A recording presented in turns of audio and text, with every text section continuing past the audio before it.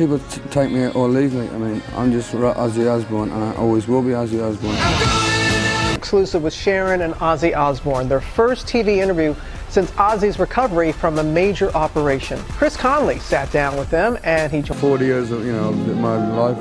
Ozzy, you're more than just an artist, you're a pioneer. I just do what I do. I try and be a nice guy. which is now. Who is patient number 9? Me, I suppose. The last 4 years have been sheer hell for me. I've been in... It's like a divorce. It's And just like getting divorced. Exactly. At first you're angry. I said to Ozzy, if you ever do this I try and help people. It's been wonderful. It's been a lot of ups and a lot of downs, but it's all been worth it as far as I'm concerned. The world of music stands frozen in grief and disbelief as Ozzy Osbourne, who was 76, takes his final bow. On July 22, 2025, the Prince of Darkness passed away after a long and grueling battle with Parkinson's disease and years of devastating health setbacks. One of his most haunting confessions now echoes like a prophecy fulfilled. The past 4 years have been sheer hell for me. My health has been in a terrible state. This wasn't just a rock legend. This was a man who had stared into the abyss again and kept walking. A man whose every breath was defiance in the face of pain. Parkinson's disease didn't just weaken him. It stole the power from his legs. A horrific fall shattered his spine, leaving him gasping through surgeries and silence. And now, as the world mourns, it's clear that fate has delivered its final and most vicious strike. Behind the shadow of the Prince of Darkness lay a soul gasping for peace. A warrior worn down by endless war. What happened to Ozzy Osbourne is not just another chapter in a tragic life. It's a revelation so painful, so heart-wrenching, it will leave you shaken long after the final note fades. Before we dive in, hit like as a simple gesture of respect for a legend who gave the world everything he had and now leaves behind a silence more powerful than any scream. Before the roaring crowds, before the blazing lights, before the legend of the Prince of Darkness was etched into music history, there was only silence. A silence so heavy it threatened to crush the soul of a boy who didn't grow up to dream. He grew up to survive. In the stained slums of Aston, Birmingham, a young John Michael Osbourne, born in 1948, lived in a cramped, cold home with 6 children and 2 parents who were too exhausted to nurture. His father, worn thin by factory labor, believed emotion was weakness. His mother, hardened by endless hours on the assembly line, rarely had the energy to offer softness. Ozzy, as the world would later know him, was not the clever one, not the charming one. He was the overlooked one, the child who blended into the wallpaper of poverty. At school, he found no refuge. The letters taunted him. Numbers blurred and danced. Dyslexia wasn't understood in the 1950s.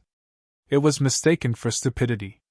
Teachers dismissed him as hopeless, and classmates mocked him with cruel delight. The bullying wasn't just names shouted across playgrounds. It was fists in the hallway, knees to the stomach, bloodied lips behind buildings, and no adult ever asked why. At home, there was no escape. Once, after coming home in tears, his father beat him with a belt. Not because he was weak, but because weakness wasn't tolerated. Pain didn't get you sympathy. Ozzy would later recall. It got you punishment. And so the silence around him grew louder. He learned to wear it like armor. But armor doesn't heal. By the time he turned 14 in 1962, that silence had become unbearable. In a tiny, dimly lit bedroom, he tied a rope using his mother's washing line, climbed onto a chair, and waited for the world to let go of him. Fate intervened, not with mercy, but with rage. His father burst in and yanked him down, then beat him again, as though violence could beat out despair.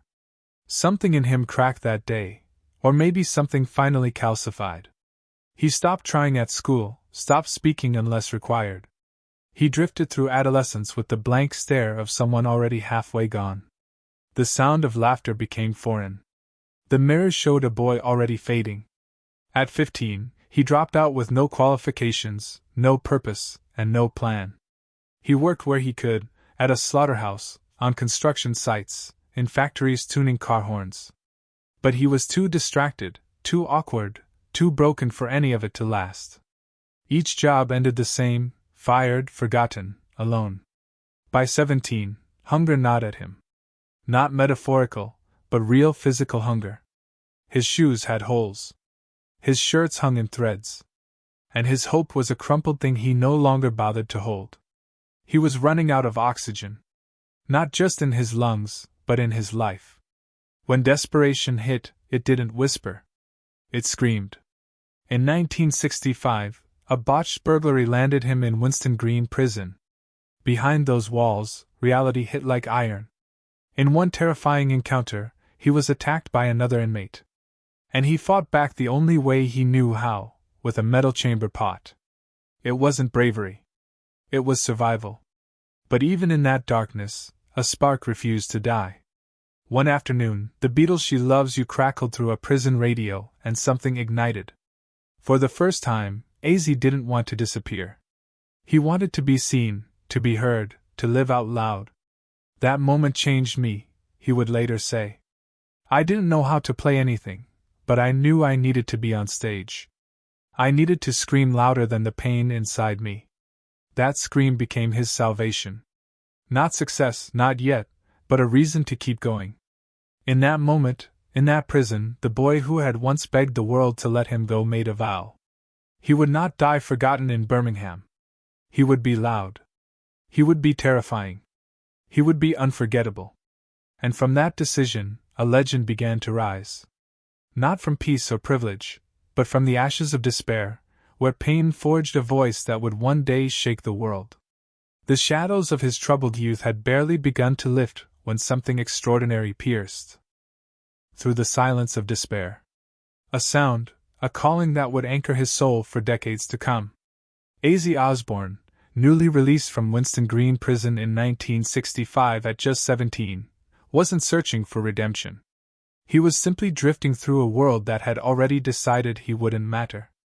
His 6-week sentence for robbing a clothing store, a desperate act of survival more than crime, hadn't taught him any lessons, only confirmed his worthlessness in the eyes of society. He walked out of that cell, not reformed, but more fractured than ever. And then a miracle came, not in the form of a savior, but a song. When he heard the Beatles' She Loves You crackle through a cheap radio speaker, it was as if the world cracked open. It was like hearing God speak to me through music. He later remembered, his voice distant, almost tearful.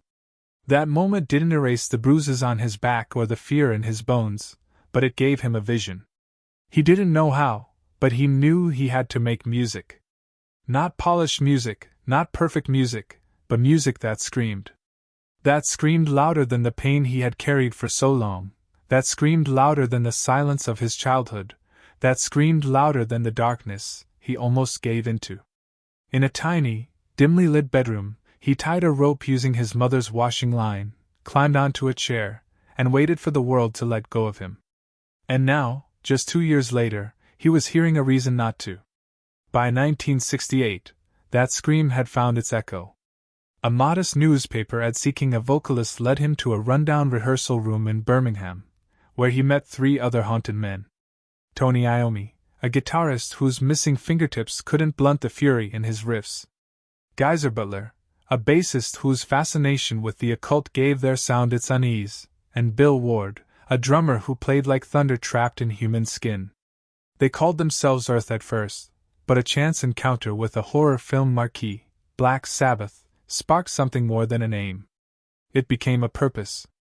If people pay to be scared, Ozzy would later say, why not give them music that terrifies and moves them? They weren't trying to be famous. They were trying to survive, trying to purge something ugly and unspoken. Their songs weren't entertainment. They were exorcisms. They were agony set to distortion. They were grief turned into guitars. On Friday, February 13, 1970, they released their self-titled debut album. The date alone, dark, ominous, almost cursed, felt like fate. Critics recoiled. They called it satanic, disgusting, unlistenable. But the youth, the broken, the lonely, they listened and they felt seen. In a world where no one asked them how they were doing, Ozzy screamed it for them. That same year, their second album, Paranoid, was written in a rush, almost by accident. yet it became gospel. War, Pigs, Iron Man, and the haunting title track weren't just tracks. They were lifelines. Ozzy's voice wasn't classically trained. It wasn't even properly tuned, but it was real. It was raw. It was the voice of someone who had clawed his way back from the edge and now dared the world to push him again. I didn't know what I was doing, he admitted later. But I knew it had to be loud. That loudness wasn't just volume. It was vengeance. It was a scream that said, "I survived and I will not be quiet." He never learned to read music, never took a lesson, but he didn't need to because his pain was the melody. His wounds were the lyrics, his past was the percussion, and his soul, that was the amplifier. Behind the madman persona, behind the wild antics and stage theatrics, there still lived the boy from Aston. The boy who was told he was stupid, worthless, invisible. That boy was still screaming. But now the world was listening. The early years of Black Sabbath weren't just about pioneering a genre. They were about reclaiming life. Ozzy didn't build heavy metal. He bled it into existence. Every concert, every growl, every riff was a rebellion against a fate he was supposed to accept. And even as fame came crashing in, crowds roaring, records selling, headlines blazing, he remained haunted. The louder the applause, the louder the voices inside him screamed. The success never silenced the hurt. It only masked it. And as the world began to call him a legend, he still felt like a runaway screaming into the void. But that scream changed the world. It built more than music. It built myth. It built memory. It built a legacy forged in torment and somehow resilience. By the mid-1970s, Ozzy Osbourne stood on the summit of heavy metal glory. But beneath the roaring crowd and blinding stage lights, his soul was quietly crumbling. The same voice that once pierced the silence of a generation was now being drowned out by inner demons. No spotlight could reach. Black Sabbath had become a global phenomenon, pioneers of a sound that felt like thunder and spoke to the outcasts, the broken and the angry.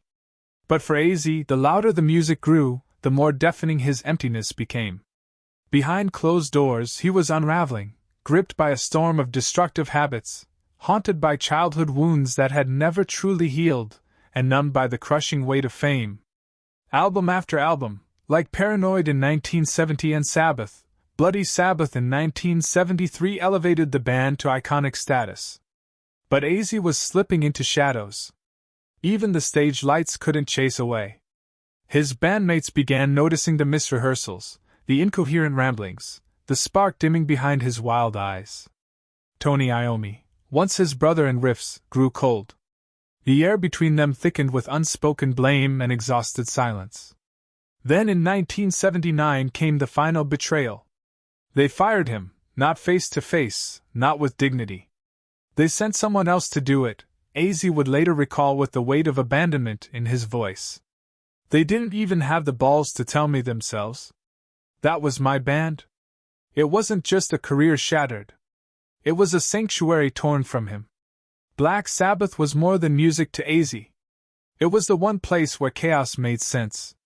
Where his brokenness became power. Without it, he was exiled, discarded like a warning label. He disappeared into a Los Angeles hotel room, curtains drawn, soul drowning. I just sat in that room, he would later confess. I numbed myself until I couldn't feel anything. I thought I would fade away in that silence. To the outside world, he was still Ozzy Osbourne. But in that room, he was a fading echo of himself. A ghost with a pulse, a scream trapped inside the man who once taught the world how to scream.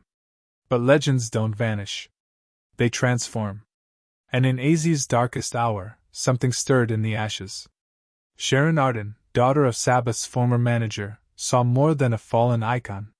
She saw a man not yet finished. She pulled him from the wreckage and whispered the impossible. "You were the magic in that band. You can do this without them." Her faith struck like lightning against whetstone. Then came Randy Rhoads, young, disciplined, and unearthly in his talent.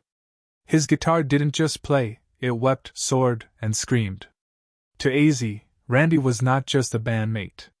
He was a lifeline. Together, they built Blizzard of Oz, released in 1980, an album forged not in celebration, but in survival. Songs like Crazy Train weren't just anthems. They were resurrections. Each lyric, each chord, a defiance. I am still here. I still matter. Looking back, the collapse wasn't the ending. It was the crucible. AZ had to be broken beyond recognition to uncover the raw, resilient fire inside. And though the road ahead would be marred with loss, grief, and battles that would leave deeper scars than fame ever could heal, this was the moment his spirit roared loudest. In his own words, I was out of control. But somehow I kept going. I always kept going. The bond between Ozzy Osbourne and Randy Rhoads wasn't merely musical. It was spiritual, sessional, almost celestial in nature. Randy didn't just step into Ozzy's life with a guitar. He arrived like a light piercing through a suffocating storm. For Ozzy, still reeling from the humiliation of being cast out of Black Sabbath and clinging to sanity by mere threads, Randy was proof that there could still be beauty, discipline, and purpose in a world that had grown cruel and meaningless. Rhee's youth wasn't reckless. It was focused. His creativity didn't erupt in chaos like Ozzy's, but instead flowed like fire through glass, shaped and precise. Together, they weren't just creating music. They were building salvation in sound. When they released Diary of a Madman in 1981, it wasn't just a follow-up album. It was a defiant declaration. Ozzy, once discarded as damaged goods, now stood again as a force reborn. And it was Randy who helped carve that path. Ozzy once said, Randy wasn't just a guitar player. He was my friend, my little brother, and the only reason I didn't give up. The connection ran deeper than melodies. It was the heartbeat that sustained Ozzy through a fragile rebirth. On stage, they were electric. Ozzy, raw and unhinged, and Randy, controlled and transcendent. Offstage, they were laughter and philosophy, late-night talks and mutual respect. Ozzy was in awe, not just of Rhee's talent, but of his soul. He had this grace, Ozzy recalled, like he knew he didn't have forever, so he made every note count. There was an unspoken urgency to their collaboration, a shared understanding that lightning doesn't strike twice, and when it does, you honor it. But storms never last. And somewhere deep down in the calm before devastation, Ozzy would later admit he felt it. That eerie stillness before fate decides to be cruel again. They were flying too high. It wouldn't last. And when it broke, it wouldn't crack gently. It would shatter everything. On the morning of March 19, 1982, the nightmare Ozzy never saw coming arrived with the silence of a scream trapped in the throat. While on tour in Leesburg, Florida, the band made a routine stop at a property owned by their bus driver. There, a small private plane sat idle, a toy of temptation on a restless morning. The driver, a licensed pilot, decided to take it for a joy ride. Randy Rhoads, always curious and calm, climbed aboard with makeup artist Rachel Youngblooded. It was meant to be harmless, a loop in the sky, a bit of thrill before the next long drive. Ozzy stood below, watching, smiling faintly, perhaps already haunted by a shadow he couldn't name. The plane made 2 passes, but on the third, the unthinkable happened. A wing clipped the band's tour bus. In an instant, the aircraft spiraled, plummeted, and erupted into flames upon impact. Randy Rhoads was gone, 25 years old. A comet extinguished in daylight. Ozzy ran toward the wreckage, screaming Rhee's name until his voice cracked and broke. The flames weren't just fire. They were finality. He collapsed beside the wreck, shaking, weeping, unable to comprehend what lay in front of him. For hours he was inconsolable. For days he couldn't speak, and for weeks he lived in a blur of numb disbelief. I lost a part of myself that day, he said later. It wasn't just Rhee's body in that fire. It was my hope, my music, my reason to keep breathing. The man who had been pulled from ruin by a friend was now dragged back into darkness by fate. And this time the fall felt bottomless. Even Sharon couldn't reach him at first. The shows were cancelled. The laughter stopped. The house went quiet. It was as if the universe itself had silenced the melody. Ree's death didn't just break Ozzy. It hollowed him. And no time would force him to keep walking. A part of his soul forever remained in that burning wreck on that unforgiving morning in March. Ozzy watched in horror as a small plane carrying Randy exploded in a fireball before his eyes. In that instant, a piece of Ozzy died too. For weeks, he vanished into silence, unable to speak, unwilling to eat, drowning himself in alcohol just to numb the loss. He later said, "Losing Randy was like losing a part of my soul. I didn't want to live. I didn't want to play music. I didn't want anything." It wasn't just grief. It was emotional paralysis. Sharon, once his lifeline, struggled to reach him. Even she admitted, "I thought I'd lost him forever." But from the wreckage of that despair, something unexplainable began to stir. Ozzy began to write again. Not to move on, but to remember. Every lyric, every scream into the mic became a tribute to the friend he would never forget. Though the pain would never fade, Ozzy knew he had to carry the music forward. Not just for the fans, not even for himself, but for Randy. His survival became a form of defiance. And every show that followed carried the weight of a legacy built in tragedy. He wasn't healed, but he was moving. And for Ozzy Osbourne, that meant he was still alive. You'd think the worst was behind him, that surviving the unthinkable would teach the soul how to heal. But grief doesn't follow logic. And for Ozzy Osbourne, the years after Randy Rhoads's death weren't about recovery. They were about descent into a private, relentless darkness that clawed at him day after day until even music, his one salvation, couldn't drown the silence. The 1980s blurred by in a storm of noise and numbness. Each tour felt like a war zone. Each hotel room, a shattered mirror of who he used to be. On stage, the world saw a madman with smeared eyeliner and a mythic persona. But backstage, Ozzy was fading, volatile, unreachable, barely holding on. Sharon, his anchor, tried everything. She had saved him once and refused to walk away. But even her love couldn't always pierce the fog he carried inside. As Ozzy would later admit with a voice barely above a whisper, "I wasn't even in my own life. I was just gone." By 1987, alcohol had swallowed him whole. Pills blurred every line, between memory and illusion, between waking and escape. Then came August 1989. A night that wasn't born from rage, but from total collapse. A night when Ozzy, lost within himself, did something so devastating.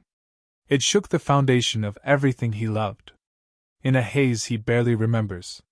He came dangerously close to destroying the one person who had given him everything. Sharon. "It wasn't me," he later confessed. "It felt like I was watching someone else do it. When I woke up and realized what had happened, I broke. I didn't want to exist anymore." That night, he was taken away, confused, hollowed, unable to comprehend the weight of what had happened. Sharon, with more pain than anger, later shared, "I didn't know whether to press charges or call for help. I just knew something had to change for both of us." And so Ozzy was sent not just to rehab, but to a place where the damage could finally be confronted. The public never saw the details. But behind those walls, without cameras, without applause, Ozzy sat alone and faced the wreckage of the man he'd become, the man his children no longer recognized, the man he didn't either. There were no costumes, no guitars, only silence. A counselor once asked him, "What do you fear most?" And without hesitation Ozzy replied, "That she'll walk away, that I've finally pushed her too far." But Sharon didn't leave. Instead, she came to him, eyes tired, but full of fire, and said, "You are still in there. I know it." It wasn't forgiveness. It was war.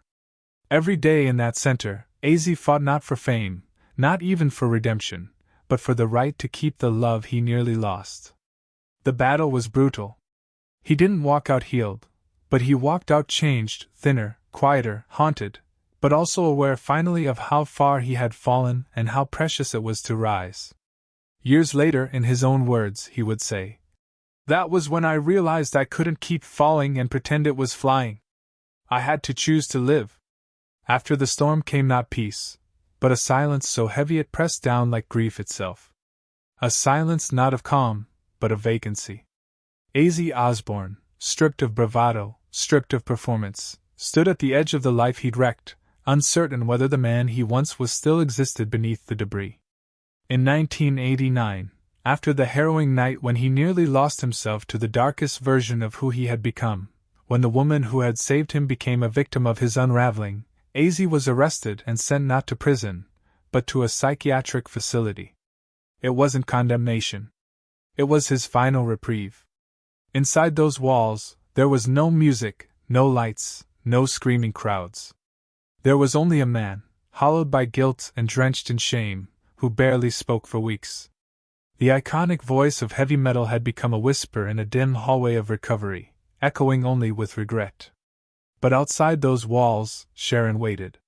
She returned, not out of obligation, but defiance. She saw what others could not, the flicker of the man buried beneath the wreckage. There was still a spark in him, she later said, buried deep, but I knew it was there. And within the sterile halls of that recovery center, Ozzy began to fight. Not an audience, not critics, but the monsters that lived inside his chest. The detox process tore through him like wildfire, burning away not just toxins, but illusions. Every memory, every wrong, every scar was forced to the surface. It wasn't healing. It was war. But with trembling steps and raw conviction, he clawed his way forward. Not cured but conscious. And in 1990, he did the unthinkable. He returned to music, not with the fury of his youth, but with something more dangerous. Clarity. Reuniting with Zakk Wylde, the two began crafting what would become No More Tears, an album not born from chaos, but from survival. Released in 1991, it was more than a comeback. It was a reckoning. Tracks like Mama, I'm Coming Home and Road to Nowhere weren't just radio hits. They were confessions carved from the marrow of a broken man trying to rebuild. It was the sound of me trying to be human again, Ozzy later admitted, his voice soft but sure. The world listened. Fans who once feared his silence was final now watched him rise. Not as the myth, but as the man. Yet offstage the battle raged on. Each show was a victory. Each sober morning a miracle. Sharon remained not as a savior now, but as a soldier beside him, fighting with him, not for him. I owe her everything, Ozzy confessed. She saved my life not once but every single day. Their marriage, once trembling under the weight of madness, evolved into a testament of endurance, flawed but unbroken. During the early 1990s, Ozzy threw himself into work, as if afraid to stop moving. He toured relentlessly, released more music, and even announced a farewell tour in 1992. But true to his nature, he returned again and again. Because though he'd survived, the pain hadn't vanished. It haunted him in quiet moments, whispered through his lyrics, settled behind his eyes, and the audience felt it. Because when Ozzy took the stage and howled into the dark, it wasn't for spectacle. It was survival made sound. It was a man screaming not just to be heard, but to stay alive. Years later, reflecting on those days, he said, I never thought I'd live this long. Every day is borrowed time, and I'm just trying to make it count. For those who knew the full weight of what he'd endured, the cell walls, the near losses, the madness and mercy, it wasn't just a comeback. It was a resurrection. The Prince of Darkness had looked into the abyss, and instead of surrendering, he clawed his way back, bruised, bleeding, but breathing. And though the wounds never truly healed, he wore them as proof. Proof that survival is not luck. It's a choice you make in the depths of despair and make again every day after. Just when the storm seemed to have calmed, when Ozzy Osbourne had clawed his way toward a fragile peace built on broken memories and hard-won redemption, fate delivered another blow. One that came not from scandal or substance, but from something far more brutal. The body finally reckoning with the years it had endured. The early 2000s should have been a golden era. His music was being rediscovered by a new generation. And the Osbournes, a chaotic, unscripted look into his home life, turned him from metal legend into a lovable cultural icon. Gone was the distant Prince of Darkness. now replaced by a confused but oddly endearing father who fumbled with TV remotes and wandered through his kitchen in mismatched clothes. The show debuted in 2002 and exploded in popularity, making Ozzy a household name in homes that had never even heard a single Black Sabbath riff. But behind the surreal domestic fame was a man still walking a tightrope in his 50s. Now, Ozzy bore the weight of a lifetime lived on the edge. His joints stiff, reflexes slow, and health becoming increasingly unpredictable. Then on December 8, 2003, the thread snapped. A casual ride across his estate on a quad bike turned catastrophic when he lost control of the vehicle, which flipped and slammed him violently into the earth. The impact shattered his collarbone, broke multiple ribs, crushed a vertebrae in his neck, and collapsed his lungs. He stopped breathing. He was rushed to the hospital, placed on a ventilator, and for 8 days, Ozzy Osbourne hovered in a coma, silent, still, and terrifyingly vulnerable. Sharon later recalled, "I thought I was going to lose him. I was bracing for goodbye." Around the world, fans held their breath. After surviving so much for so long, was this finally the moment when the curtain would fall? But Ozzy once again defied expectation. He emerged, blinking against the hospital lights, whispering words no one thought they'd hear again. Doctors warned it would take months, possibly years, for him to walk again, to regain strength, to even breathe freely. But Ozzy had spent his entire life doing the impossible. Through pain so sharp it left him gasping and rehab that demanded everything of him, he began to rebuild. Each small step was a victory, each breath a testament.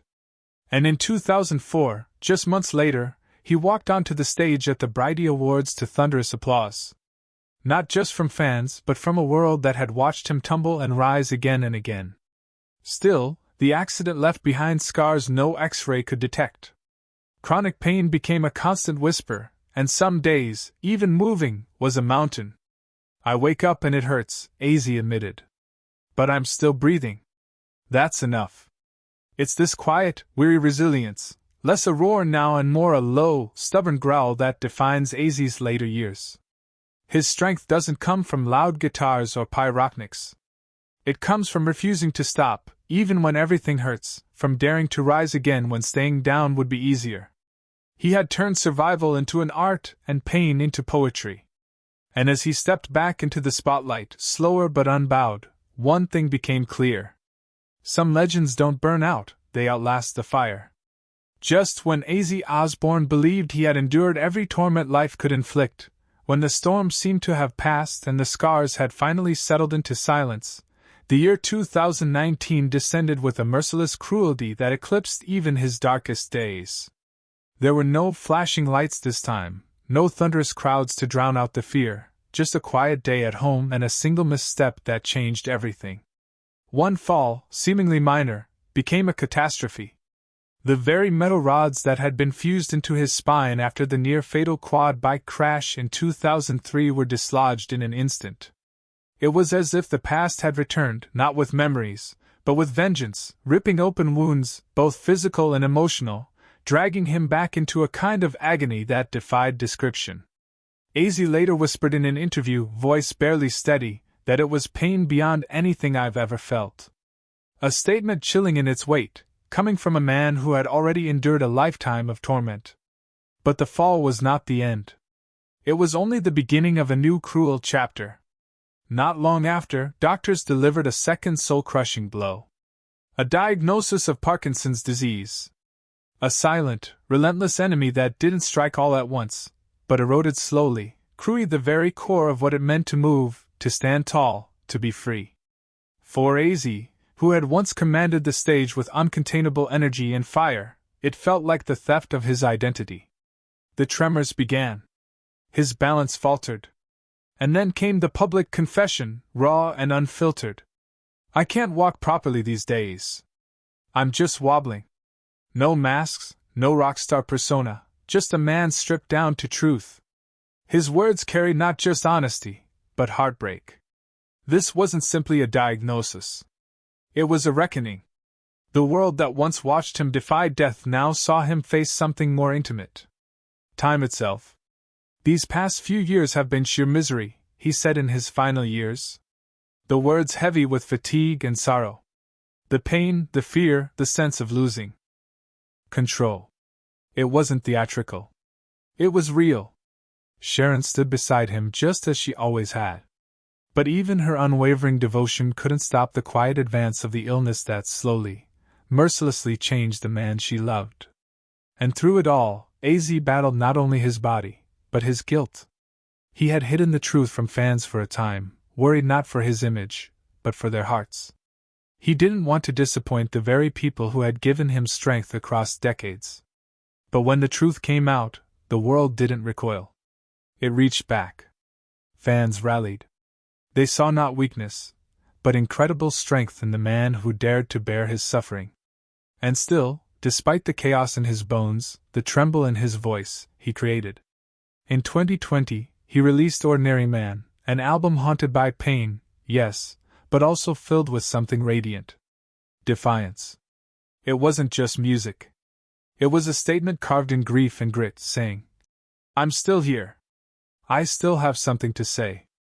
Ozzy Osbourne's fight was never just for music. It was for meaning, for the right to keep going when everything screamed to stop. Every step he took, now with canes and aching joints, was a rebellion. Every note he sang a protest. And though there were surgeries, endless hospital stays, and moments where even he admitted he wasn't sure he'd stand again, he never surrendered. "I'm not ready to hang up my mic yet," he declared at the time. And in that sentence was everything. Fire, memory, hope. That's what made his story so achingly powerful.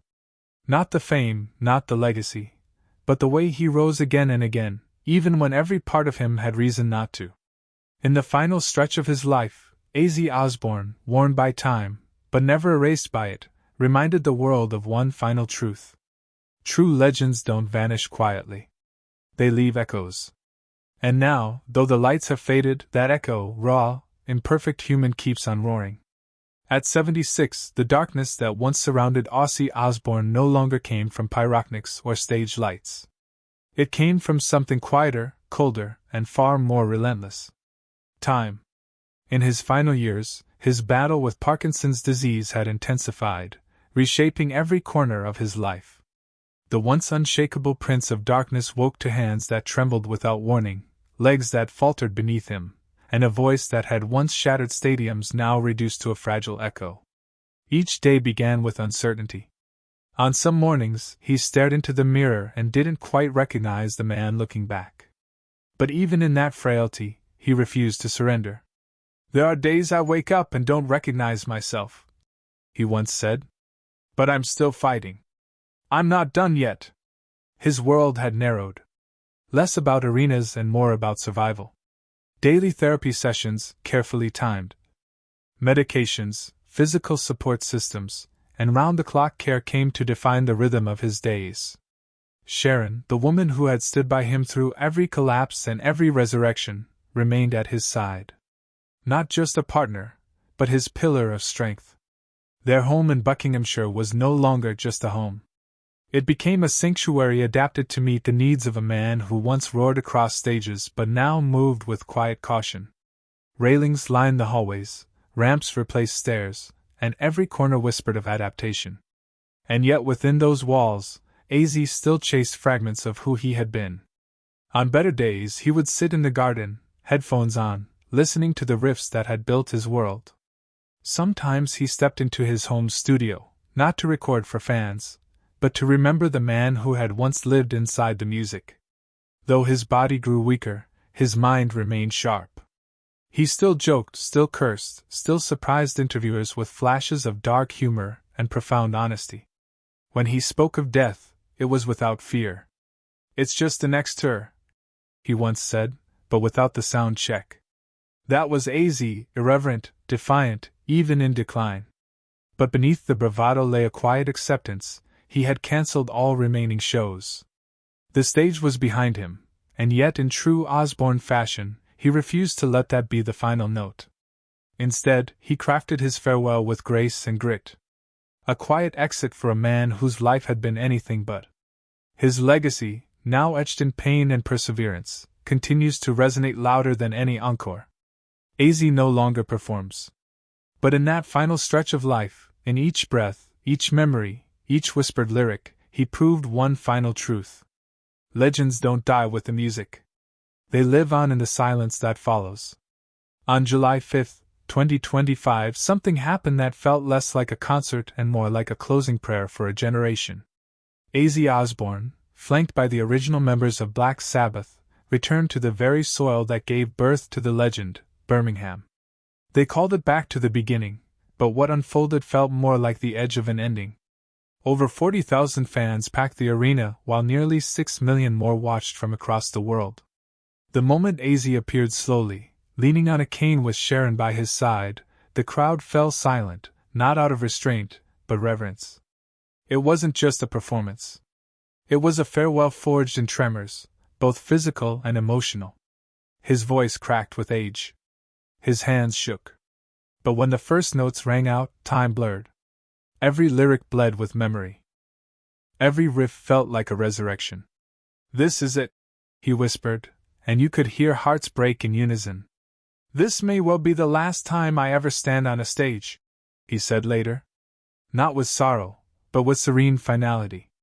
That night, the curtain didn't crash. It floated down soft as dusk on a career carved in thunder. And true to form, Ozzy didn't just exit. He elevated. Every dollar from the concert, a staggering $190 million, went to causes that mattered deeply to him. Cure Parkinson's, Birmingham Children's Hospital, and Acorn Children's Hospice. It wasn't merely a parting gift. It was a final vow that even in physical decline, he would remain a force for light. In the final weeks of his life, though the spotlight no longer chased him across stages, Ozzy still reached his fans no longer through mayhem and pyrotechnics, but through quiet moments of honesty. On the Osbournes podcast, he and Sharon pulled back the curtain on their lives, trading raw truth for performance. And when he wasn't behind a mic, he was in the garden with grandchildren curled at his feet, telling stories of a world that once roared, about bats and madness, love and recovery, darkness and redemption. But by then, those tales weren't about chaos. They were about what it takes to survive it. In the twilight of his journey before he left this world on July 22, 2025, Ozzy Osbourne gave us one last lesson, the same one he had lived his entire life. Legends aren't built in the noise. They're proven in the silence that follows. And even when they fall, they rise in the echoes they leave behind. At this quiet juncture of his journey, where stadium roars had long been replaced by soft garden winds and family voices, Ozzy Osbourne found himself surrounded not by fame, but by legacy, one embodied by the children who had inherited not just his name, but fragments of his soul.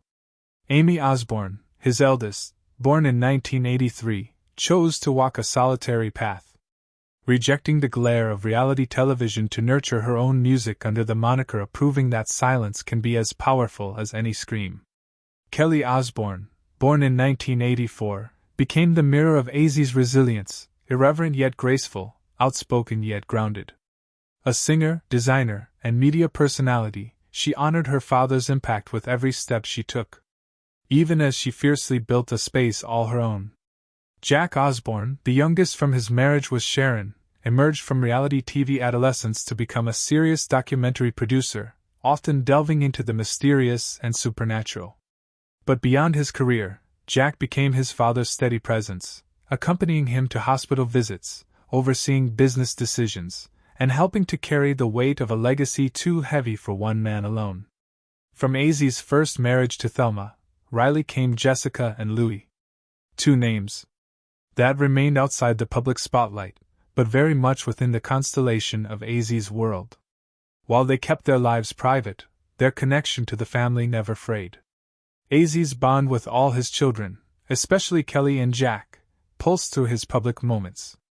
Whether at events, in interviews, or in rare family photos that capture not just affection, but something deeper, a generational bridge of survival. And as he slowly receded from the stage that once defined him, they became not just his bloodline, but the keepers of his fire. The stewards of a myth that refuses to die. Perhaps the most powerful chapter in Ozzy's twilight wasn't in the music he left behind, but in the intention he put forward. Long gone was the man who equated riches with freedom. At over $220 million net worth as of 2025, AZ saw his fortune not as an empire, but as a compass. In early 2024, he finalized his will, not in fear of the end, but in reverence for the life he somehow survived.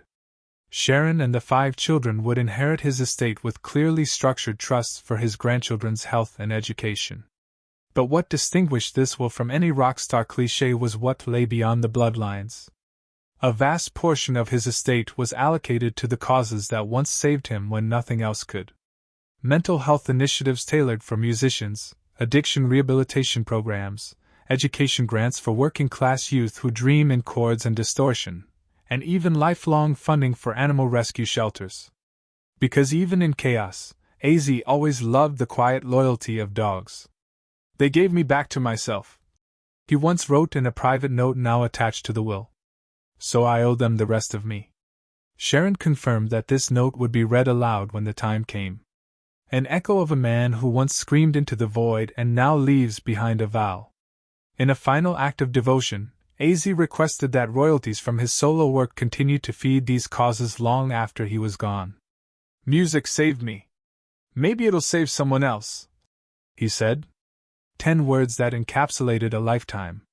Since his second induction into the Rock and Roll Hall of Fame in 2024, this time for his solo brilliance, his image became more than cultural. It became spiritual. His face adorns murals. His riffs pulse through headphones on subway rides.